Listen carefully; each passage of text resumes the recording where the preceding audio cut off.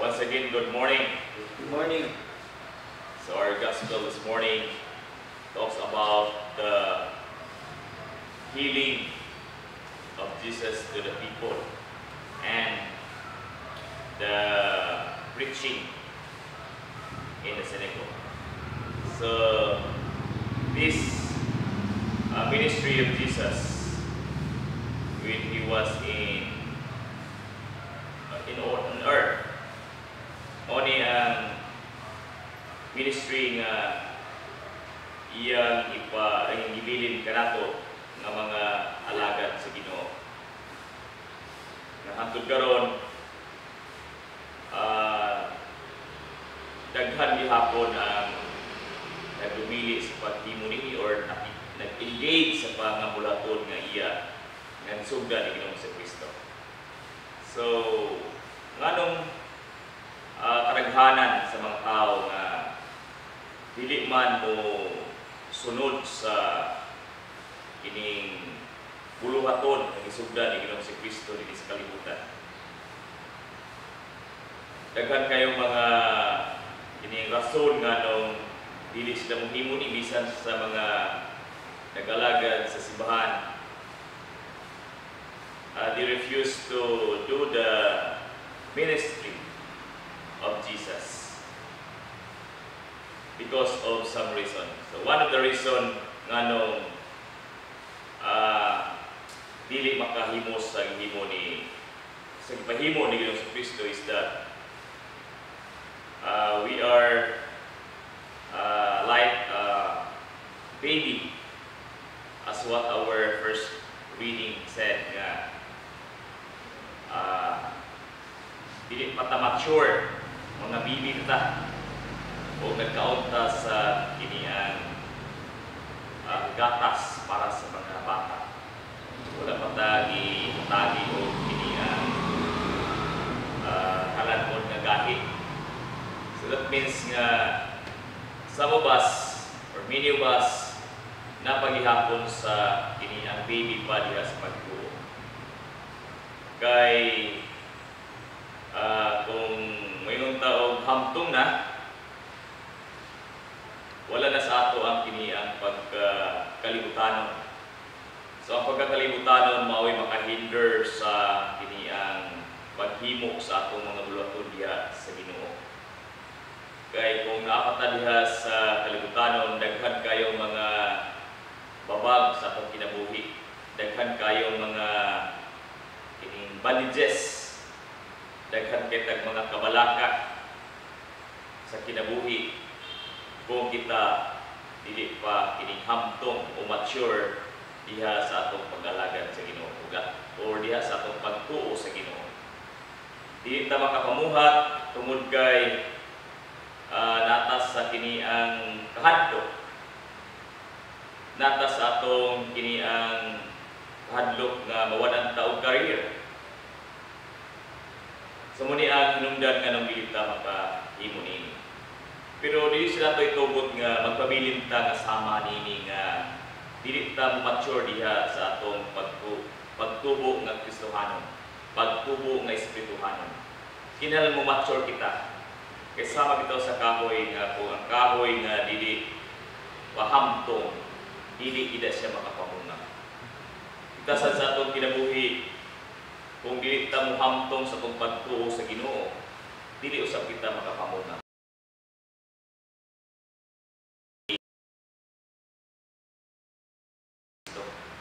Dili ta makabuhat sa iyang mga sugo tungod kay kulang kita. Kini ang obligation o responsibility buhaton para kita motubo. So one of the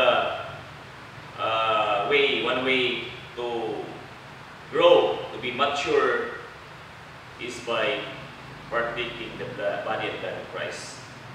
So kung sige ta magsimba, kung sige ta mag-absorb sa mga pagtulunan sa simbahan, and then we will grow. And diha sa atong mga challenges, diha sa atong mga problema, nga gibato sa atong kontra diha sa mga sitwasyon diin ibati nato ang tumang kalisod diha kita usab mature. So dili ta mature kung wala tayo mga kalisdanan nga masinatian. So kini ang pag-preach sa gospel nagkinahanglan ni preparation, nagkinahanglan ni og insakto nga foundation of our knowledge and wisdom diya sa Ginoo. Kung ato lang ni makuha pinaagi sa tong sincere nga pag-alagad kaniya, sincere nga dawat sa iyang pulong, sincere sa pagdawat sa mga sakramento nga gihatag sa iglesia para kita mahimong lib-on diha sa atong pag-alagad kaniya. So, this gospel reminds us sa mga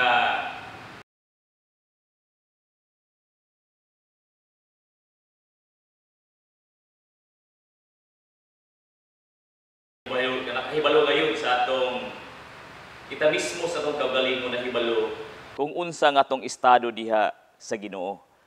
Kung mature ba ta or nagpabilin ba ta nga bibi gihapon diha sa atubangan sa Ginoo.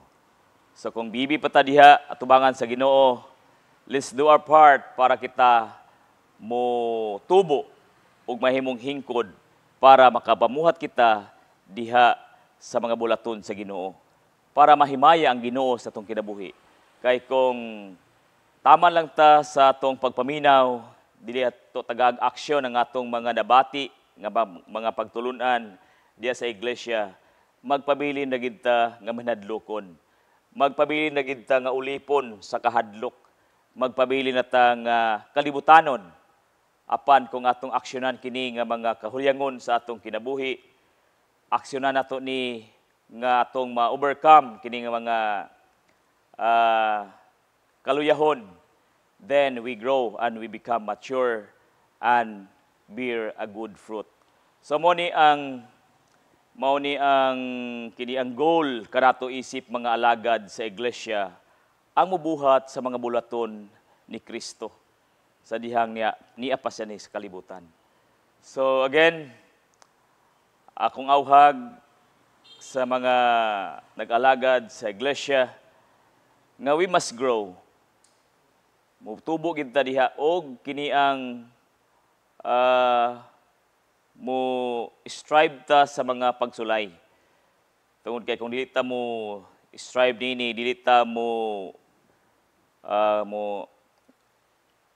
sukol ini nga mga pagsulay, magpabili nagyabot tang mapildihon og mahimo ta nga mga makaluluoy nagdala ta sa ngalan ni Kristo apan pildiro.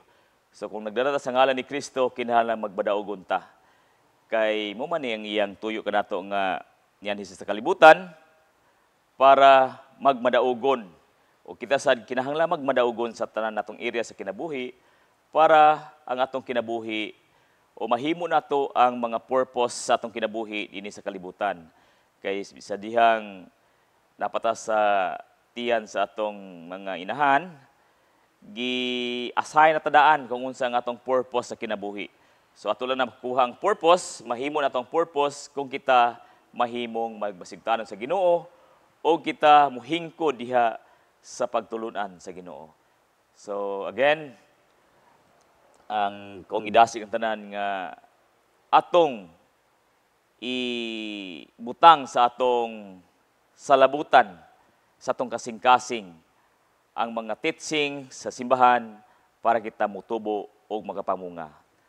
Mao na itong Ebanghelyo, and please stand.